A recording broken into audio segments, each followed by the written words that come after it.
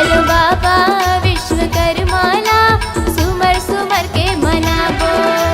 जिनके रचैया तिथे जियोला सरग बनैया तिथे जियोला चलो पूजाला ओखर निभावो। चलो बाबा विश्वकर्माला सुमर सुमर के मनावो।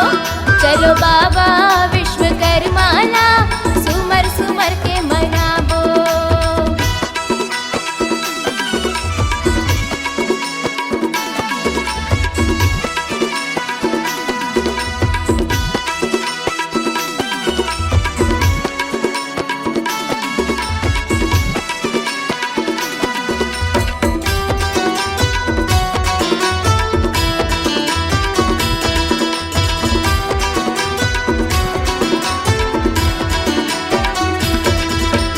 विघ्न रचाए गढ़ के गढ़ाए जैसे के जग जनाए। सरग बनाए लंकापुरी और द्वारिकापुरी बनाए।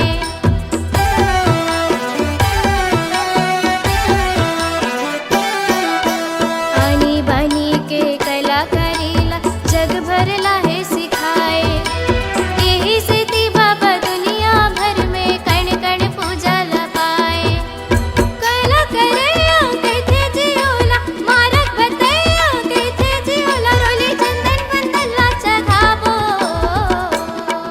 चलो बाबा विश्वकर्माला सुमर सुमर के मनावो। चलो बाबा विश्वकर्माला सुमर सुमर के मनावो।